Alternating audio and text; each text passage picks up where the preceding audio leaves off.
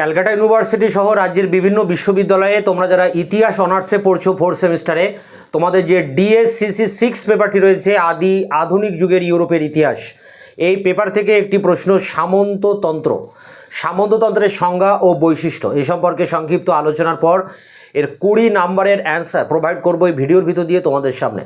তোমরা যারা শুধুমাত্র নোটস পেতে চাও তোমরা এই ভিডিওর শেষ দিকে নোটস পেয়ে যাবে। আর তোমরা যারা 1000 ওয়ার্ডের নোটসটাকে একটু ভালো করে বুঝে সহজভাবে সহজ সরল ভাষায় বুঝে নোটসটাকে একটু মুখস্থ করতে চাও, বুঝতে চাও, তোমাদের জন্য এই ভিডিও ক্লাসটি। তো দেখো, এখন আলোচনা করব সামন্ততন্ত্রের পতন আমাদের বেশি করে পড়তে হয়, এটা বেশি ইম্পর্টেন্ট থাকে। সামন্ততন্ত্রের পতন বা এবং সামন্ততন্ত্র রিলেটেড যে সমস্ত প্রশ্নগুলো রয়েছে, টিকা প্রশ্ন, সমস্ত প্রশ্নের অ্যান্সার কিন্তু চ্যানেলে দেওয়া আছে। তোমাদের এই পেপারটার সব প্রশ্নই প্রায় দেওয়া আছে, 2টি প্রশ্ন বাকি। একটি এই সামন্ততন্ত্রের বৈশিষ্ট্য, যেটা এখন আলোচনা করছি, আরেকটি প্রশ্ন আছে নব্য রাজতন্ত্র, সেই প্রশ্নের অ্যান্সারও আমি খুব দ্রুত তোমাদের সামনে নিয়ে আসবো। এই নব্য রাজতন্ত্রের প্রশ্নটাও কিন্তু সামন্ততন্ত্রের সাথে রিলেটেড একটি প্রশ্ন। তা যাই হোক, এখন আমরা দেখব সামন্ততন্ত্র কাকে বলে এবং সামন্ততন্ত্রের বৈশিষ্ট্য। তা দেখো, সামন্ততন্ত্র অর্থাৎ জমিদারি প্রথা।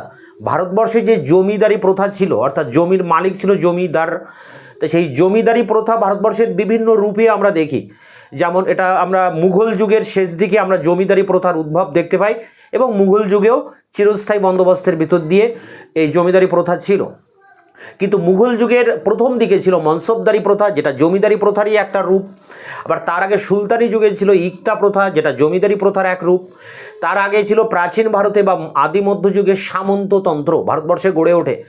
এই সামন্ততন্ত্র গড়ে উঠেছিল অগ্রহার ব্যবস্থাকে কেন্দ্র করে। অগ্রহার বলতে গুপ্ত যুগে বা পরবর্তীকালের বিভিন্ন রাজারা তারা নিজেদের পুণ্য অর্জনের উদ্দেশ্যে, ধর্মীয় পুণ্য অর্জনের উদ্দেশ্যে তারা বিভিন্ন ব্রাহ্মণ, মন্দির, মঠকে তারা জমি দান করতেন, অনেকটা করে জমি দান করতেন, এবং সেই জমি দানের যে দানপত্র সেটি তাম্রপট্টে লিখেও দিতেন, এবং সেই জমি ছিল নিষ্কর, তার জন্য কোনো রকম করও সেই জমি থেকে নিতেন না। দান করা জমিতে যিনি এই দান গ্রহণ করলেন, সেই ব্রাহ্মণ বা মঠ, তাদের হাতে প্রচুর পরিমাণে সম্পত্তি বা ভূসম্পত্তি চলে আসে। সেই ব্রাহ্মণ বা মঠ তখন কি করে, স্থানীয় বিভিন্ন চাষি বা কৃষকদের দিয়ে সেই জমি চাষ করে, এবং ওই অঞ্চলের হর্তাকর্তা হয়ে ওঠে এই ব্রাহ্মণ বা এই মঠ বা পুরোহিত। এইভাবে একটা আঞ্চলিক ক্ষেত্রে একটা আলাদা প্রশাসন ব্যবস্থা গড়ে ওঠে, যার নিয়ন্ত্রক ছিলেন এই দানগ্রহীতা বা ব্রাহ্মণ। তিনি ধীরে ধীরে ওই অঞ্চলের সর্বময় কর্তা হয়ে উঠছেন, এবং তিনি জমিদারে পরিণত হচ্ছেন বা সামন্ত প্রভুতে পরিণত হচ্ছেন। তো এ ছিল ভারতের প্রেক্ষাপট। এটা আদি মধ্যযুগে আমরা দেখি যে এই সামন্ততন্ত্র গড়ে ওঠে অগ্রহার ব্যবস্থাকে কেন্দ্র করে। পরবর্তীকালে এরই একটি রূপ আমরা সুলতানি যুগে দেখি ইকতা প্রথা, মুঘল যুগে মনসবদারি, এবং শেষ দিকে জমিদারি, চিরস্থায়ী বন্দোবস্ত ব্রিটিশ যুগে এই জমিদারি প্রথার রমরমা দেখতে পাই। তাহলে জমিদারি প্রথা সম্পর্কে আমাদের কম বেশি আইডিয়া রয়েছে, কিন্তু ইউরোপের ইতিহাসের দিকে যদি আমরা দেখি তা দেখব যে ইউরোপে এই জমিদারি প্রথার উদ্ভব হয়েছিল কিন্তু সম্পূর্ণ আলাদাভাবে। ভারতে যে জমিদারি প্রথা বা সামন্ত প্রথা, ইউরোপের সামন্ত প্রথা বিষয়টা একই, কাঠামোগত দিক দিয়ে একই, কিন্তু এটার যে উৎপত্তি বা উদ্ভব হয়েছিল আলাদা আলাদা প্রেক্ষাপটে। ভারতবর্ষে ধর্মীয় উদ্দেশ্যে এই জমিদানের ভিতর দিয়ে সামন্ত প্রথার উদ্ভব ঘটে, কিন্তু ইউরোপে ছিল সম্পূর্ণ আলাদা চরিত্র। দেখো, ইউরোপের সামন্ততন্ত্র বুঝতে গেলে আমাদেরকে প্রথমে বুঝতে হবে রোম সাম্রাজ্য।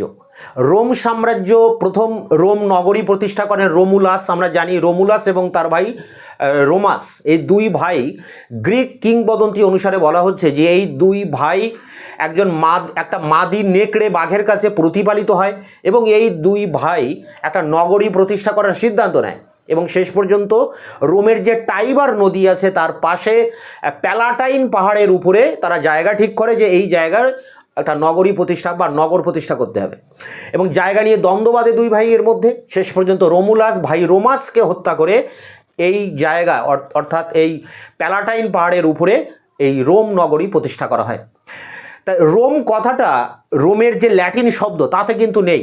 তাহলে রোম নামকরণটা কিভাবে হলো এটাও আমাদের একটু জানতে হয়।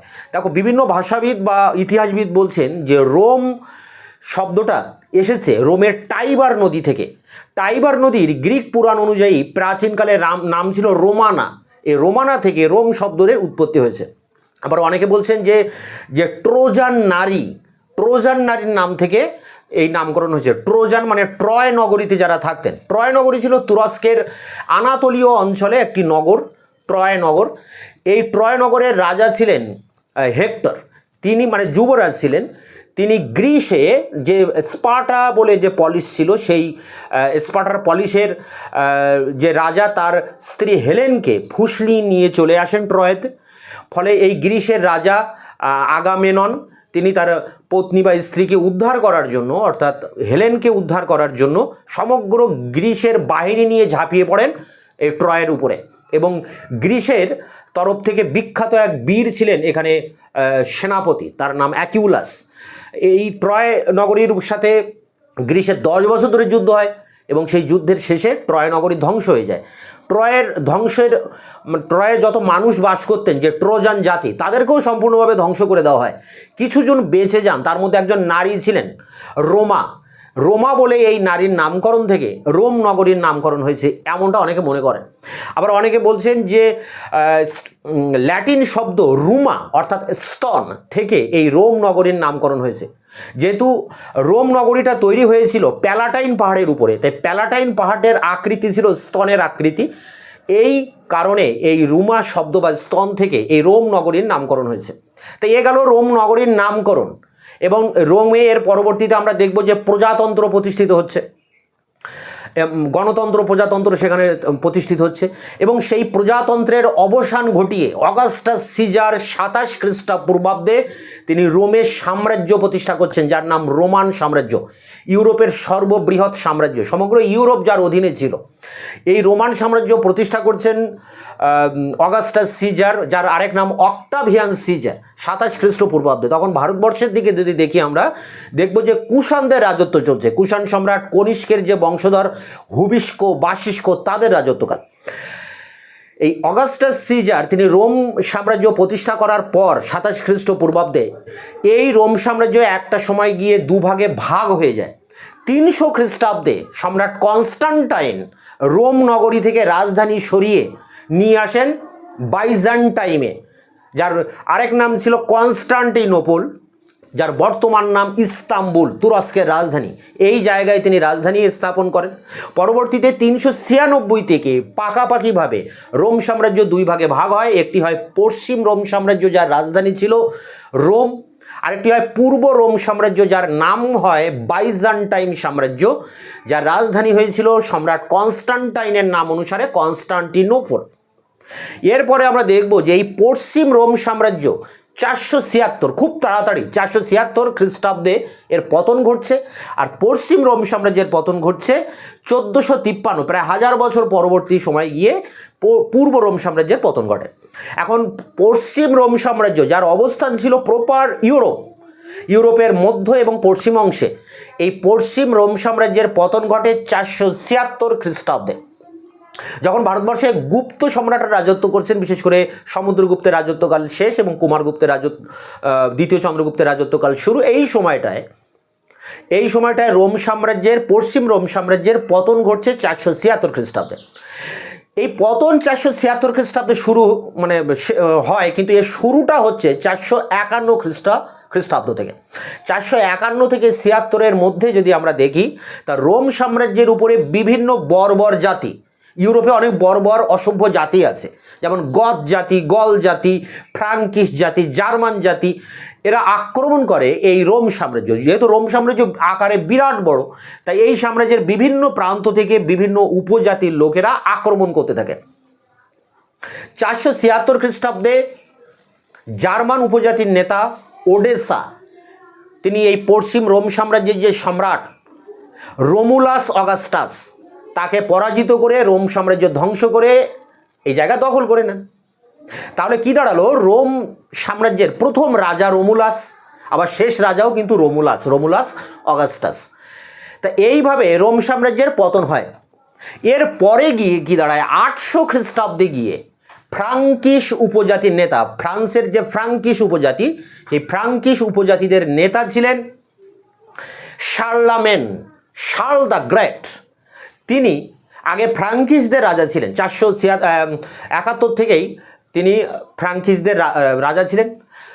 761 থেকেই তিনি ফ্রাঙ্কিসদের রাজা ছিলেন। আর 800 খ্রিস্টাব্দে গিয়ে তিনি এই ধ্বংসপ্রাপ্ত এই রোম সাম্রাজ্যের বেশিরভাগ জায়গাটাকে দখল করে নিয়ে, বিশেষ করে ইউরোপের মধ্য এবং পশ্চিম অংশ, যেখানে জার্মানি, ইতালি এবং ফ্রান্স রয়েছে, এই অংশটা দখল করে এখানে প্রতিষ্ঠা করেন পবিত্র রোম সাম্রাজ্য। পুনরায় দ্বিতীয়বার রোম সাম্রাজ্য প্রতিষ্ঠিত হচ্ছে এবং তার নামকরণ করা হচ্ছে পবিত্র রোমান সাম্রাজ্য। এখন শার্লামেনের রাজত্বকালেও আমরা দেখব তিনি বিরাট বড় সাম্রাজ্য তৈরি করছেন ঠিকই, তিনি শিল্প সংস্কৃতির পৃষ্ঠপোষকতা করছেন। তার সময় একটা নবজাগরণ হচ্ছে, যাকে আমরা বলি ক্যারোলিঞ্জিয় নবজাগরণ। তার সময়ে সাম্রাজ্যের বিভিন্ন প্রান্তে এই বর্বর জাতির আক্রমণ কিন্তু লেগেই ছিল। বিভিন্ন জাতি বিভিন্ন দিক দিয়ে সাম্রাজ্যকে আক্রমণ করেই যাচ্ছিল। আক্রমণটা কী ধরনের ছিল?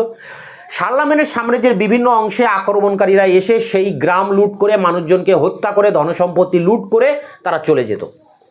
এর ফলে বিভিন্ন অঞ্চলে যে সমস্ত চার্চগুলো ছিল, গির্জা, সেই গির্জার পাদ্রী যারা ছিলেন, যাজক, ফাদার, বিশপ, তারা স্থানীয় মানুষদেরকে রক্ষা করার জন্য, চার্চকে রক্ষা করার জন্য চার্চের আশেপাশে বেড়া দিয়ে কিছু লোক সংগ্রহ করে একটা পাহারা দেওয়ার ব্যবস্থা করে, নিরাপত্তার ব্যবস্থা, একটা বলয় গড়ে তোলেন, যার মধ্যে স্থানীয় গ্রামের যারা অসহায় নারী পুরুষ তাদেরকে সেখানে আশ্রয় দেওয়া হতো। এইভাবে একটা প্রতিরক্ষা ব্যবস্থা কিন্তু গড়ে তোলার চেষ্টা করা হয়েছিল এই বর্বর জাতির আক্রমণকে ঠেকানোর জন্য। কিন্তু এটা যথাযথ ছিল না। ফলে বিভিন্ন অঞ্চলে যারা শক্তিশালী মানুষ, যাদের হাতে অর্থবিত্ত আছে, টাকা পয়সা আছে, তারা ভাড়াটে পুলিশ, ভাড়াটে সৈন্য নিয়োগ করে নিজের নিরাপত্তাকে গড়ে তোলে। এবং সে আস্তে আস্তে সেই যে অঞ্চলে সে নিরাপত্তা দিচ্ছে সেই অঞ্চল থেকে সে অর্থ আদায় করতে থাকে এবং এই অর্থ সংগ্রহ করে সে তার সেনাবাহিনী, একটা বড় মাপের সেনাবাহিনী তৈরি করে এবং সেই অঞ্চলে একটা দুর্গ তৈরি করে সেনাদেরকে সেখানে রেখে ওই অঞ্চলের পাহারা দিয়ে ওই অঞ্চলের নিরাপত্তাকে সুনিশ্চিত করে। সেই অঞ্চলের যে শক্তিশালী ধনী ব্যক্তি রয়েছেন তিনি এমন একটা প্রতিরক্ষা ব্যবস্থা গড়ে তোলেন। শুধু একটা জায়গা নয়, শার্লামেনের সাম্রাজ্যের বিভিন্ন অংশে এইভাবে বিভিন্ন শক্তিশালী ব্যক্তি এইভাবে নিজেদের মতো করে একটা নিরাপত্তা বলয়, একটা শাসন কাঠামো তারা গড়ে তুলেছিল। একটা প্ল্যাটফর্ম কিন্তু তৈরি হয়ে যাচ্ছে। ফলে এখানে সম্রাট শার্লামেন শেষ পর্যন্ত বাধ্য হয়ে ওই অঞ্চলের যে কর্তৃত্ব, যে অধিকার ওই লোকের হাতে বা ওই ধনী ব্যক্তির হাতে কিন্তু তুলে দিতে বাধ্য হচ্ছেন। কিভাবে? একটা অনুষ্ঠানের মধ্য দিয়ে। ওই ব্যক্তি শার্লামেনের কাছে এসে শপথ নিচ্ছে যে শার্লামেনের প্রতি সে অনুগত থাকবে। শার্লামেনের যুদ্ধের সময় ওই ব্যক্তি তার যে অধীনস্থ সেনা রয়েছে সেই সেনা দিয়ে শার্লামেনকে সাহায্য করবেন। আর বিনিময়ে শার্লামেন ওই অঞ্চলের সমস্ত জমির অধিকার ওই ব্যক্তির হাতে তুলে দিচ্ছেন একটা অনুষ্ঠান, একটা শপথ গ্রহণের ভিতর দিয়ে। এবং ওই ব্যক্তি হয়ে উঠছেন ওই অঞ্চলের সামন্ত প্রভু বা লর্ড, অর্থাৎ ভ্যাসাল। তিনি রাজার ভ্যাসাল, অর্থাৎ ভ্যাসাল মানে এখানে দাঁড়াচ্ছে অনুগত ব্যক্তি। রাজার অনুগত ব্যক্তি হয়ে থাকছেন ওই সামন্ত প্রভু, তাই রাজার ভ্যাসাল হচ্ছেন ওই সামন্ত প্রভু। এইভাবে একটা অনুষ্ঠানের মধ্য দিয়ে রাজা ওই অঞ্চলের সামন্ততান্ত্রিক অধিকার ওই সামন্ত প্রভুর হাতে তুলে দিচ্ছেন। ইউরোপের সর্বত্র এই ব্যবস্থা কায়েম হচ্ছে। পরবর্তী 1000 বছর ইউরোপে এই ব্যবস্থাই কিন্তু টিকেছিল। এখানে একটা জিনিস দেখা যায় যে আমরা যদি এর বৈশিষ্ট্য দেখি তা দেখব দুর্বল কেন্দ্রীয় শক্তি। এখানে যে সেন্ট্রাল পাওয়ার রাজা বা সম্রাট যিনি রাজধানীতে বসে আছেন তিনি কিন্তু একা দেশ শাসন করছেন না। তার যে শাসন ক্ষমতা বিভিন্নভাবে খণ্ডিত অংশে ভাগ হয়ে বিভিন্ন ব্যক্তির হাতে রয়েছেন। অনেক সামন্ত প্রভুর মধ্যমণি তিনি, রাজাদের রাজা তিনি, সম্রাট। অর্থাৎ এখানে সম্রাট একক ক্ষমতা ভোগ করছেন না বা দেশের ক্ষমতা একটা জায়গায় কেন্দ্রীভূত থাকছে না। দেশের যে সার্বভৌম ক্ষমতা, অর্থাৎ সর্বভূমির উপরে যে অধিকার, সার্বভৌম অধিকার, সেটা কিন্তু রাজার হাতে আর থাকছে না, বিভিন্ন ব্যক্তির হাতে চলে যাচ্ছে। এই জন্য একটা বিকেন্দ্রীভূত একটা শাসন ব্যবস্থা গড়ে উঠছে। তাহলে সামন্ততন্ত্র কাকে বলে? যে ব্যবস্থার মধ্যে দিয়ে ক্ষমতার বিকেন্দ্রীকরণের ভিতর দিয়ে একটা রাজনৈতিক সামরিক ব্যবস্থা গড়ে উঠেছিল, তার নাম সামন্ততন্ত্র। তো এইভাবে এই প্ল্যাটফর্ম থেকে সামন্ততন্ত্রের উত্থান ঘটে। শার্লামেন এর সাম্রাজ্য থেকেই কিন্তু এই সামন্ততন্ত্রের সূচনা। তিনি সাম্রাজ্যের নিরাপত্তার স্বার্থে মেনে নিয়েছিলেন এই সামন্ততান্ত্রিক ব্যবস্থা। এখানে সম্রাটের কেন্দ্রীয় কোনো বাহিনী ছিল না, যে বাহিনী দিয়ে তিনি এই সমস্ত জমিদারদের, শক্তিশালী ব্যক্তিদেরকে দমন করে নিজের অধিকারে আনবেন, এই ক্ষমতা কিন্তু সেই সময় সালামিনের হয়ে ওঠেনি, কারণ তার প্রধান কারণ ছিল এই বর্বর জাতির আক্রমণ। সেটাকে প্রতিরোধ করতে গিয়েই তার বেশিরভাগ সময়টা কিন্তু চলে যেত। ফলে এই আভ্যন্তরীণ ক্ষেত্রে শাসন কাঠামো দেখাশোনা করার ক্ষমতা এই সম্রাটের বা রাজাদের ছিল না। ফলে এই আঞ্চলিক স্তরে বিভিন্ন অঞ্চলের দায়িত্ব সেই অঞ্চলের ক্ষমতাশালী ব্যক্তির হাতে তুলে দেওয়া হয়। এইভাবে জন্ম নেয় সামন্ততন্ত্র। তা এই ছিল দুর্বল কেন্দ্রীয় শক্তি। দেখো, যোদ্ধা শ্রেণীর অস্তিত্ব, তা সামন্ততন্ত্রের যে উত্থান সেটা কিন্তু এই যোদ্ধা শ্রেণীই ছিল এর মূল বিষয়। নিরাপত্তা দেওয়ার, বর্বর জাতির আক্রমণের বিরুদ্ধে নিরাপত্তার প্রয়োজন ছিল। যে নিরাপত্তা দিতে পেরেছিল যোদ্ধারা, সেই যোদ্ধা শ্রেণী গড়ে তুলতে গিয়ে, একটা বাহিনী গড়ে তুলতে গিয়ে তাদের অর্থের প্রয়োজন ছিল। সেই অর্থের যোগান দিতে গিয়ে স্থানীয় স্তরের যে জমি সেগুলো থেকে রাজস্ব আদায় করে এই যোদ্ধাদেরকে কিন্তু সেই বেতন দেওয়া হতো এবং সেই যোদ্ধারা বেতন পেয়ে ওই অঞ্চলে নিরাপত্তা দিত। তো এইভাবে যোদ্ধা শ্রেণীর আবির্ভাব ঘটে। সামন্ত প্রভুরা যে সেনাবাহিনী পুষেছিলেন তাদেরকে বলা হয় নাইট। এই নাইটরা খুব শক্তিশালী বীর ছিলেন। খুব ছোটোবেলা থেকে তাদেরকে ট্রেনিং দিয়ে, প্রশিক্ষণ দিয়ে এই যোদ্ধা শ্রেণীতে তৈরি করা হতো এবং একজন নাইট অসীম ক্ষমতাধর ছিলেন। সাধারণ 10 জন সৈনিকের সাথে একাই ফাইট করতে পারতেন। নাইট, যেমন আমরা জাপানে দেখি সামুরাই, জাপানের যারা ডাইমিও ছিলেন, জমিদার, তারা যে বাহিনী গড়ে তুলেছিলেন তাদেরকে বলি আমরা সামুরাই। তারাও ভীষণ শক্তিশালী, ক্যারাটে কম্ফুতে পারদর্শী। ঠিক সেই রকম ইউরোপে যুদ্ধবিদ্যায় পারদর্শী এক ধরনের যোদ্ধা শ্রেণীর আবির্ভাব ঘটে এই সামন্ত প্রভুদের হাত ধরে, যাদেরকে আমরা বলি নাইট। এই নাইট হতে গেলে তাকে কিছু আদর্শ, নিয়মকানুন মেনে চলতে হতো। সেই নিয়মকানুনটাকে বলা হয় শিভালরি। যেমন অসহায় স্ত্রী নারী পুরুষকে রক্ষা করা, অনৈতিক বিষয়কে পরিহার করা, সত্য প্রতিষ্ঠা করা, চার্চের ধর্ম রক্ষা করা, এরকম বিভিন্ন নৈতিক নিয়ম নীতি রয়েছে যেগুলোকে বলা হয় শিভালরি। তাহলে এখানে যোদ্ধা শ্রেণীর অস্তিত্বের দরকার হচ্ছে, যে যোদ্ধা শ্রেণী সামন্ত প্রভু গড়ে তুলছেন, আবার যুদ্ধের সময় রাজাকে সেই সেনাবাহিনী দিয়ে তাকে সাহায্য করছেন। এরপরে দেখো, অধীনস্থ কৃষক। তা সামন্ত প্রভু যে অঞ্চলের সামন্ত প্রভু, সেই অঞ্চলের জমি তো আর তিনি নিজে চাষ করবেন না। ফলে সেই অঞ্চলে যারা কৃষক রয়েছে, সেই কৃষকদের সাথে চুক্তিবদ্ধ করে কৃষকদের দিয়ে সেই জমি চাষবাস করেন এবং কৃষকদের কাছ থেকে তার বিনিময়ে তিনি অর্থ আদায় করেন বা ভূমি রাজস্ব আদায় করেন। এইভাবে সেই অঞ্চলে একটা আর্থসামাজিক রাজনৈতিক পরিকাঠামো গড়ে ওঠে এই সামন্ততন্ত্রের ভিতর দিয়ে। এরপর দেখো রয়েছে অনুন্নত কৃষি ব্যবস্থা। তা সামন্ততান্ত্রিক ব্যবস্থাটা গড়ে ওঠে প্রয়োজনের ভিত্তিতে। নিজেদের প্রয়োজন যতটুকু, ঠিক ততটুকুই চাষবাস হবে, তার বেশি নয়।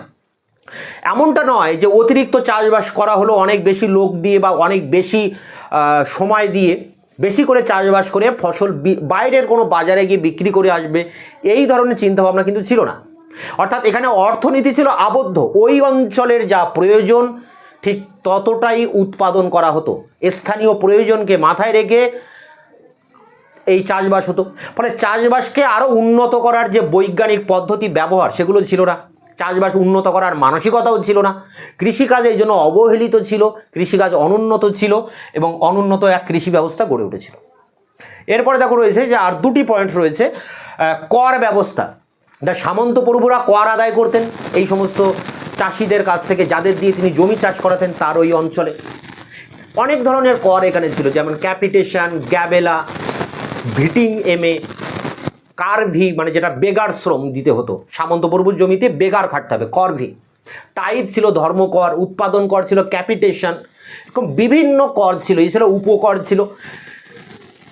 সামন্ত প্রভুর অধীনস্থ যে সমস্ত কৃষকরা ছিল তারা কিন্তু জর্জরিত ছিল করভারে। আমরা ভারতবর্ষের সামন্ততন্ত্রে দেখেছি জমিদারি ব্যবস্থায় কৃষকদের কাছে কিছুই থাকে না, কৃষকদের সমস্ত অর্থবৃত্তি সব শোষণ করে নেয় সামন্ত প্রভুরা। তাই সামন্ত প্রভুরা এই অর্থ শোষণ করার জন্য বিভিন্ন ধরনের কর চালু করে।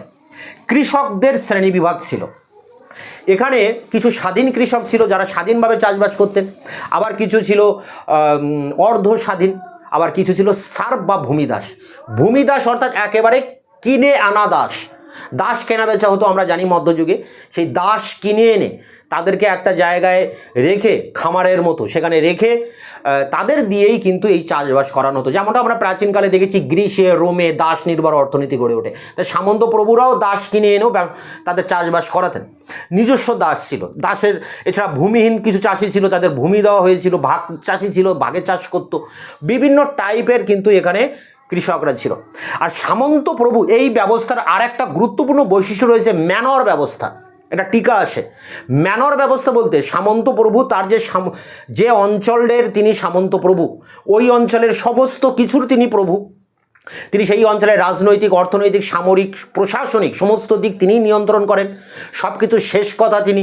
কোনো অপরাধ হলে তার বিচার করার দায়িত্ব তার, কোনো আইন শৃঙ্খলা বিশৃঙ্খল হয়ে পড়লে তাকে ঠিক করার দায়িত্ব তার। এক কথা ওই অঞ্চলের মানুষ কিন্তু রাজাকে চেনেন না, চেনেন ওই লর্ড বা সামন্ত প্রভুকে। তিনি ওই স্থানীয় স্তরের রাজা বা লর্ড। সামন্ত প্রভু তার যে নিজস্ব যে খাস জমি রয়েছে, সেই খাস জমিকে একটা বেড়া দিয়ে ঘিরে একটা ম্যানর বলে একটা খামার বাড়ি গড়ে তুলতেন। খামার বাড়ি যেখানে অনেকটা চাষ করা জমি, তার মাঝখানে একটা বাড়ি যার নাম খামার বাড়ি। এই খামার বাড়ির মধ্যে তিনি সব কিছু রেখেছিলেন বা করেছিলেন। নিরাপত্তার জন্য আগে প্রথমেই তিনি একটা দুর্গ নির্মাণ করেন, যে দুর্গের মধ্যে তার এই নাইট সেনারা, যোদ্ধা শ্রেণীর লোকেরা থাকতেন। তারা ওই সামন্ত অঞ্চলে বা ওই সামন্ত প্রভুর যে জমিদারি অঞ্চল, সেই অঞ্চল পাহারা দিতেন, সেই অঞ্চলের নিরাপত্তা দিতেন এই যোদ্ধা শ্রেণী। তাহলে তাদের জন্য আগে একটা দুর্গ বা একটা ফোর্ট কিন্তু সেখানে তৈরি করা হচ্ছে। আর জমিদার নিজে থাকার জন্য তিনি পাঁচিল ঘেরা একটা প্রাসাদ নির্মাণ করছেন যার নাম ম্যানর হাউস। জমিদার তার পরিবারকে নিয়ে সেই জায়গায় সামন্ত প্রভু থাকতেন।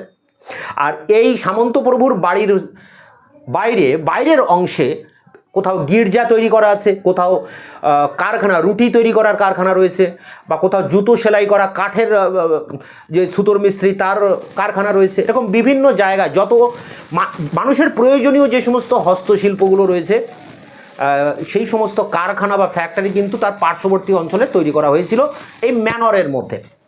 এছাড়া এই সমস্ত কর্মচারী বা এই যে যারা ভাগচাষী বা কৃতদাস যারা, তাদের থাকার জন্য ওই অঞ্চলেই ঘর বাড়ি তৈরি করা হতো।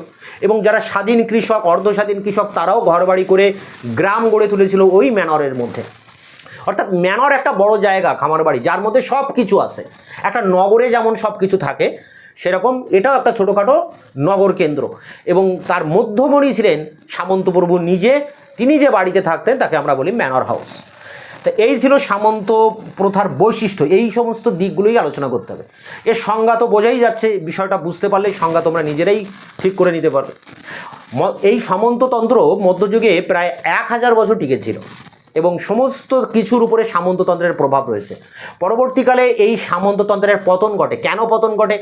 কারণ বিদেশি কিছু বণিক এই সামন্ত প্রভুর অঞ্চলে আসে, ম্যানর হাউসে আসে। তারা বিভিন্ন নিত্য নতুন আবিষ্কৃত জিনিসপত্র এনে তাদের কাছে বিক্রি করে। সামন্ত প্রভুরা তার প্রতি আকৃষ্ট হয়। তারা তখন আরও তাদের অর্থের বেশি প্রয়োজন হয়। আগে অর্থের প্রয়োজন কম ছিল, আবদ্ধ অর্থনীতি ছিল, কিন্তু এখন সামন্ত প্রভুদের ক্যাশ টাকার প্রয়োজন হচ্ছে। কারণ সেই ক্যাশ টাকা দিয়ে বিদেশি এই বণিকদের কাছ থেকে তারা বিভিন্ন জিনিসপত্র, বিলাসবহুল জিনিসপত্র কিনতে চাইছে। ফলে ট্যাকচার বা তার যে কাঠামোগত দিক দিয়ে কিন্তু একটা পরিবর্তন আসছে সামন্ততন্ত্রে। সামন্ত প্রভু অত্যাচারের মাত্রা বাড়িয়ে দিচ্ছেন কৃষকদের উপরে।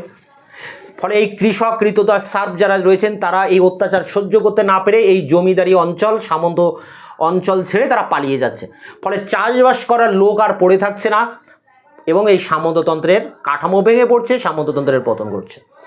তা এর উপরে যে 20 নম্বরের অ্যান্সার, সেটা অন স্ক্রিনে তুলে ধরছি, সেই জায়গা থেকে তোমরা খাতায় নোট ডাউন করবে। সামন্ততন্ত্র কাকে বলে? সামন্ততন্ত্রের বৈশিষ্ট্য, আঞ্চলিক বৈচিত্র্য লেখো। 20 নম্বরের প্রশ্ন। উত্তরটি যেভাবে লিখবে, প্রথমে সংজ্ঞা নিয়ে 2-3টি প্যারা আলোচনা করতে হবে। খ্রিস্টীয় 9ম ও 10ম শতাব্দীতে ইউরোপের এক বিস্তৃত অঞ্চলে চরম রাজনৈতিক বিশৃঙ্খলা দেখা দেয় এবং চিরাচরিত অর্থনৈতিক ও সামাজিক সংগঠনগুলি ভেঙে পড়তে থাকে। এই বিশৃঙ্খল ও রাজনৈতিক অশান্তির মধ্যে থেকেই ধীরে ধীরে একটি নতুন পদ্ধতি গড়ে উঠতে থাকে।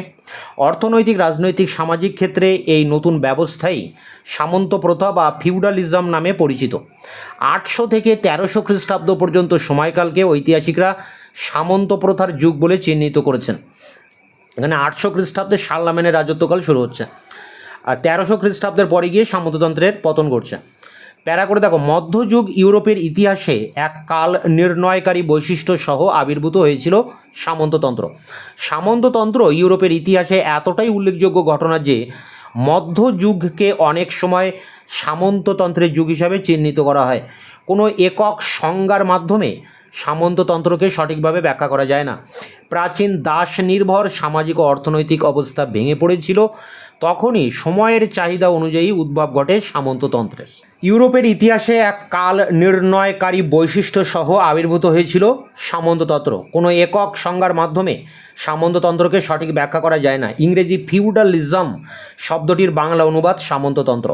ঐতিহাসিক মার্ক ব্লকের মতে ভ্যাসালেজ এবং ফিপের যৌথ প্রক্রিয়া দ্বারা সৃষ্ট হয় এবং ইনভেস্টিচারের মধ্য দিয়ে, এখানে ইনভেস্টিচার হচ্ছে শপথ গ্রহণ, সম্রাটের কাছ থেকে যে জমি নেওয়ার যে শপথ সামন্ত প্রভুর, তার নাম ইনভেস্টিচার, এর মধ্য দিয়ে অনুমোদিত রাজনৈতিক, সামরিক, অর্থনৈতিক ব্যবস্থাই ছিল সামন্ততন্ত্র।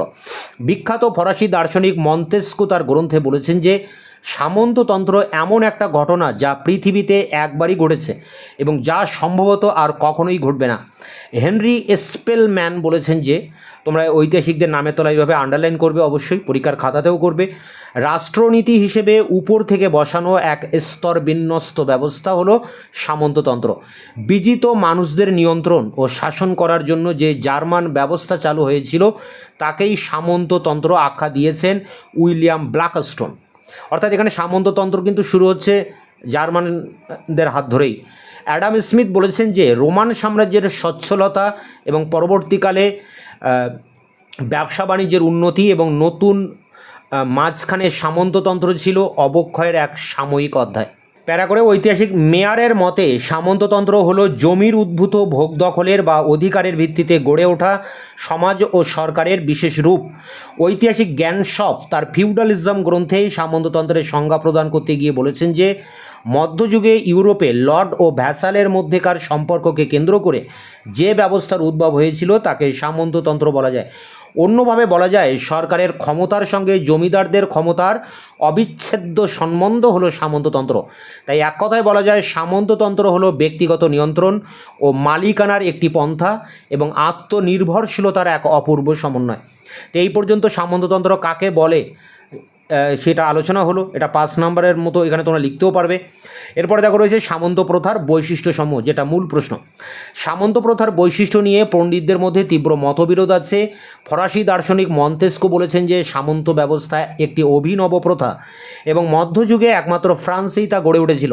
তার মতে সম্ভবত পৃথিবীতে এই প্রথার উৎপত্তি আর কোথাও হবে না, কিন্তু এ বিষয়ে ভিন্ন মত পোষণ করেছেন ভলতেয়ার এবং আধুনিক গবেষক বেঞ্জামিন গেরার্ড। তাদের মতে হঠাৎ করে সামন্ততন্ত্রের উদ্ভব ঘটেনি, এটি প্রাচীন ব্যবস্থারই একটি রূপান্তর।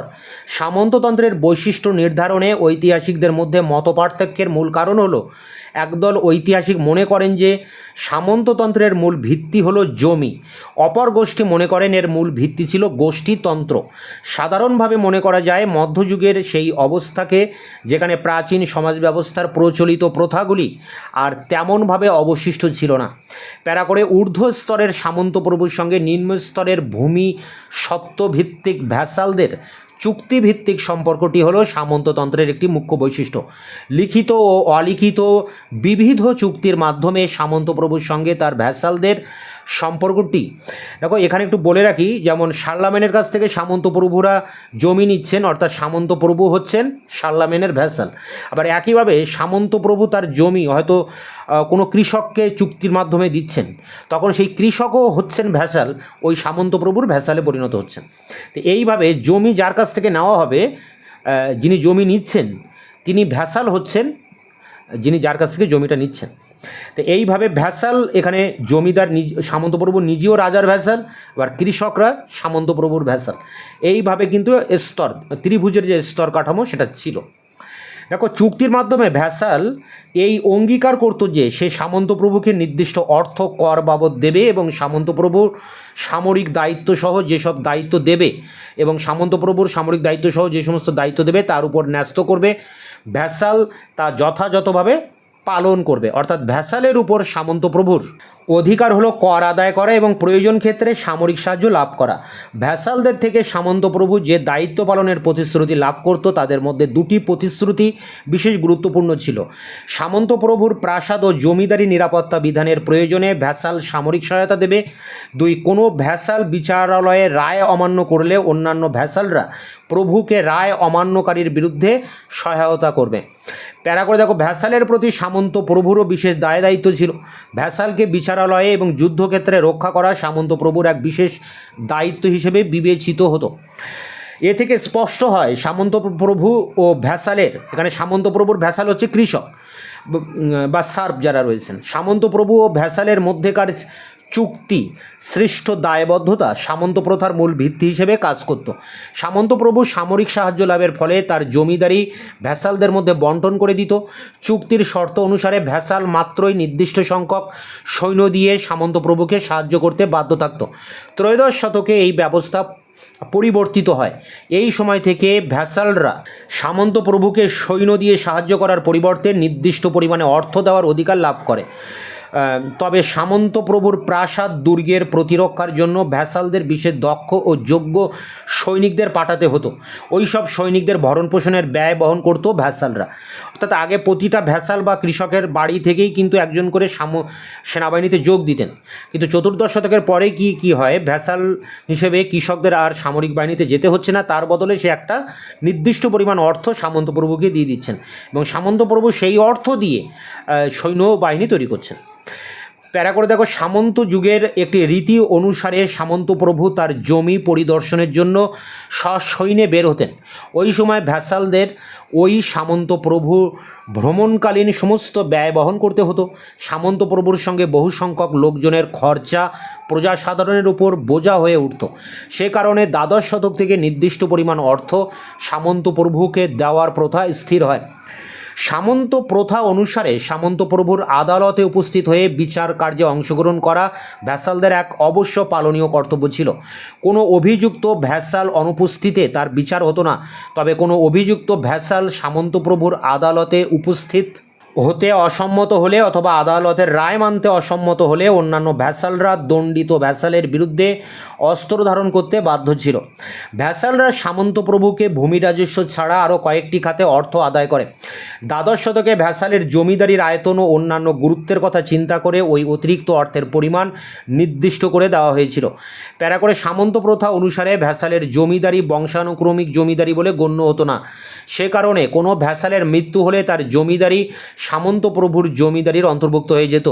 পরে অবশ্য মৃত ভ্যাসালের পুত্র কিংবা অন্য কোনো উত্তরাধিকারী নগদ অর্থ ও উপহারের বিনিময়ে মৃত ভ্যাসালের জমিদারি লাভ করতে পারত। এখানে ভ্যাসালের জমিদারি বলতে কৃষক যেটুকু জমি পাচ্ছে সেটুকুই তার জমিদারি, তাই ভ্যাসালের জমিদারি লাভ করতে পারত। উল্লেখ্য, সামন্ত প্রভুর সম্মতি নিয়ে ভ্যাসালরা তাদের জমিদারির অংশ বিক্রয় করতে পারত। তবে এক্ষেত্রে তাদের সামন্ত প্রভুর সম্মতি লাভের জন্য প্রভূত অর্থ তার হাতে তুলে দিতে হতো। ভ্যাসালের মৃত্যুর পর সামন্ত প্রভু তার জমিদারির দায়িত্ব গ্রহণ করত।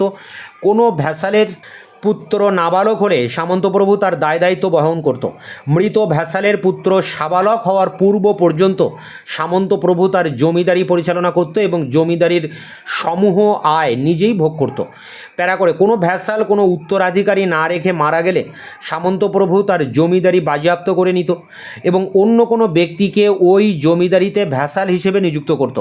এছাড়া কোনো ভ্যাসাল তার জমিদারি পরিচালনার ক্ষেত্রে ব্যর্থ হলে সামন্ত প্রভু তার জমিদারি বাজেয়াপ্ত করে নিত এবং নতুন করে কোনো ব্যক্তিকে ওই জমিদারিতে ভ্যাসাল হিসেবে নিয়োগ করত। কোনো ভ্যাসাল সামন্ত প্রভুর সঙ্গে প্রথাসম্মত চুক্তি ভঙ্গ করলেও সামন্ত প্রভু ওই ভ্যাসালকে জমিদারি হতে পদচ্যুত করে তার জমিদারি বাজেয়াপ্ত করে নিতে পারত। সামন্ত প্রভু প্রথাসম্মত চুক্তি অনুসারে ভ্যাসালদের প্রতি দায়িত্ব পালন করেনি, এই অভিযোগের ভিত্তিতে তারা সামন্ত প্রভুর নির্দেশ অমান্য করতে পারত। সামন্ত প্রথা অনুসারে জমিদারি বাজেয়াপ্ত করার মাধ্যমে সামন্তপ্রভু ভ্যাসালকে সর্বোচ্চ কঠোর শাস্তি দিতে পারত, তবে আইনসম্মতভাবে গঠিত আদালতের রায় ব্যতীত সামন্তপ্রভুর পক্ষে এ ধরনের সিদ্ধান্ত গ্রহণ করা সম্ভব ছিল না। কোনো ভ্যাসালকে তার জমিদারি হতে উৎখাত করার জন্য সামন্তপ্রভুকে সামরিক শক্তি প্রয়োগ করতে হতো। সেহেতু দুর্বল ভ্যাসালকে উৎখাত করা সহজ হলেও সবল ভ্যাসালকে উৎখাত করা সহজ ছিল না। এ থেকে স্পষ্ট হয় সামন্তপ্রভুর ও ভ্যাসালের পারস্পরিক চুক্তি সামন্ত প্রথার মূল ভিত্তি হলেও সামরিক শক্তি চুক্তি রূপায়ণের একমাত্র কার্যকরী উপায় হিসেবে বিবেচিত। প্যারা করে সামন্ততান্ত্রিক সমাজ অসমভাবে বিন্যস্ত ছিল। এখানে সমাজের মূল নিয়ন্ত্রক ছিল ভূস্বামীরা বা সামন্তপ্রভুরা। শ্রমদানকারী সম্প্রদায় হিসাবে দাসের অস্তিত্ব না থাকলেও ভূমি দাস ছিল। এই অবস্থায় সামন্ততন্ত্রের আরেকটি গুরুত্বপূর্ণ বৈশিষ্ট্য চোখে পড়ে, তা হলো স্বল্প সংখ্যক লর্ড বা ভূস্বামীর নিয়ন্ত্রণে ছিল গোটা অর্থনৈতিক ব্যবস্থা। সামন্ততন্ত্রের তৃতীয় বৈশিষ্ট্য হিসেবে মনে করা হয় সুসংবদ্ধ যোদ্ধা শ্রেণীর গঠন ও যোদ্ধাদের স্বার্থ সংরক্ষণ। তাই লর্ডরা ধীরে ধীরে আঞ্চলিক সমর নেতা হিসেবে যেন আবির্ভূত হতে থাকেন। তারা ব্যস্ত হয়ে পড়েন সশস্ত্র অশ্বারোহী সংগ্রহে। এভাবে সামন্ত সমাজে সশস্ত্র কৃষক শ্রেণীর উদ্ভব হয়। বৈদেশিক আক্রমণ মোকাবিলা ছাড়াও আভ্যন্তরীণ সংকট মোকাবিলার জন্যেও সামরিক শক্তি অর্জনও জরুরি হয়ে পড়েছিল। প্যারা করে সামন্ততন্ত্র ছিল এমন একটি ব্যবস্থা যা বিভিন্ন কারণে সমাজের সাধারণ মানুষের ব্যক্তিগত নিরাপত্তা ও নির্ভরতার দ্রুত ও ক্রমবর্ধমান প্রয়োজন মেটাতে উদ্ভূত হয়েছিল। নিরাপত্তাহীনতার অন্যতম কারণ ছিল পূর্ববর্তী ক্যারোলিঞ্জীয় শাসকদের আমলে সৃষ্ট নৈরাজ্য ও বিশৃঙ্খলা। সমাজের উচ্চ স্তরে শক্তিশালী যোদ্ধা শ্রেণীর অবস্থান ছিল। সামন্ততন্ত্রের অপর একটি উল্লেখযোগ্য বৈশিষ্ট্য বলা বাহুল্য, অসহায় ও দুর্বল নিরাপত্তা রক্ষার প্রয়োজনে তাদের আবির্ভাব ঘটেছিল। পরবর্তীকালে কেন্দ্রীয় শক্তির দুর্বলতার সুযোগ গ্রহণ করে এরা বিচ্ছিন্নতাকামী শক্তিতে পরিণত হয়। প্যারা করে স্থাবর বা ভূসম্পত্তির মালিকানার শ্রেণীবিন্যাস ছিল এই প্রথার অন্যতম বৈশিষ্ট্য। অভিজাত শ্রেণীর অধীনে যে বিশাল ভূসম্পত্তি ছিল তা এককভাবে নিয়ন্ত্রণ করা তার পক্ষে সম্ভব ছিল না। তাই তিনি চাষবাস ও অন্যান্য কাজে অধীনস্থ প্রজা বা ভ্যাসালদের নিয়োগ করতেন। এভাবে দেখা যায় যে লর্ড ও ভ্যাসালের মধ্যবর্তী স্তরে অসংখ্য মধ্যস্বত্বভোগী শ্রেণীর উদ্ভব হয়। সামন্ততন্ত্রের যুগটি ছিল একটি দুর্বল মুদ্রা ও অর্থনীতির যুগ। প্রধানত এই দুর্বলতার ফল হিসেবে পরবর্তীকালে একটি বিশেষ সামন্ততান্ত্রিক উৎপাদন প্রথা হিসেবে ম্যানর গড়ে ওঠে। ম্যানর ছিল মূলত একটি সামাজিক কাঠামো যার সীমানার মধ্যে বাস করত লর্ড ও তার অধীনস্থ প্রজারা, যারা লর্ডের জমিতে চাষ আবাদের মাধ্যমে ম্যানর ব্যবস্থাকে পুনরুজ্জীবিত করেছিল। অতএব ম্যানর ভিত্তিক উৎপাদন ছিল সামন্ততন্ত্রের অন্যতম বৈশিষ্ট্য। প্যারা করে শর্ত সাপেক্ষে সামন্তপ্রভু কর্তৃক অধীনস্থ প্রজাকে রাজস্বের বিনিময়ে নির্দিষ্ট ভূখণ্ডের সত্ত্বদান ছিল সামন্ততন্ত্রের অন্যতম বৈশিষ্ট্য। এই শর্তগুলির মধ্যে অন্যতম ছিল প্রজা কর্তৃক নানা প্রকার কর ও বাধ্যতামূলক বেগার শ্রমদান। ধীরে ধীরে বহু অঞ্চলে স্বাধীন কৃষকের অস্তিত্বের অবসান ঘটে এবং শ্রেণী সার্ফ বা ভূমিদাসে পরিণত হয়। সামন্ত প্রথার সঙ্গে সম্পৃক্ত কতগুলি বৈশিষ্ট্য হলো পরস্পরের সাথে অঙ্গাঙ্গিভাবে জড়িত। এগুলির মধ্যে অন্যতম ছিল নিম্ন স্তরের প্রযুক্তি, অনুন্নত শ্রম বিভাজন এবং গ্রামীণ সমাজের ভোগের জন্য উৎপাদন, অর্থাৎ সীমাবদ্ধ বা আবদ্ধ অর্থনীতি। শেষ প্যারা, একটি দুর্বল কেন্দ্রীয় শক্তির উপস্থিতি ছিল সামন্ত প্রথার অন্যতম রাজনৈতিক ও শাসনতান্ত্রিক বৈশিষ্ট্য। আঞ্চলিকতাবাদের স্বীকৃতি ছিল সামন্ততন্ত্রের মূল মন্ত্র। এই আঞ্চলিকতার ধারক ও বাহক ছিল সামন্ত ও অভিজাত শ্রেণী, যারা নিজ স্বার্থে সাম্রাজ্যের ধ্বংসাবশেষের উপর নিজ প্রভাবিত অঞ্চল গড়ে তুলেছিলেন। সেখানে রাজার কার্যত কোনো কর্তৃত্ব ছিল না। ভূস্বামীদের মালিকানাধীন বা অধিকারভুক্ত বড় বড় জমিদারিতে অধীনস্থ শ্রমজীবী মানুষের শ্রমে উৎপাদিত কৃষিজাত ও হস্তশিল্পজাত পণ্যের যে উৎপাদন ব্যবস্থা প্রতিষ্ঠিত হয় তা সামন্ততন্ত্রের অন্যতম বৈশিষ্ট্য হিসেবে চিহ্নিত করা হয়েছে। তো এই পর্যন্ত ছিল সামন্ততন্ত্রের প্রপার যে বৈশিষ্ট্য বা তার যে ক্যারেক্টারাইজ কী ছিল তার উপরে 20 নম্বরের প্রশ্ন উত্তর এটি সংগ্রহ করে তোমরা পরীক্ষার প্রস্তুতি নাও। তোমাদের বেশিরভাগ প্রশ্নের উত্তর চ্যানেলে আপলোড করা আছে।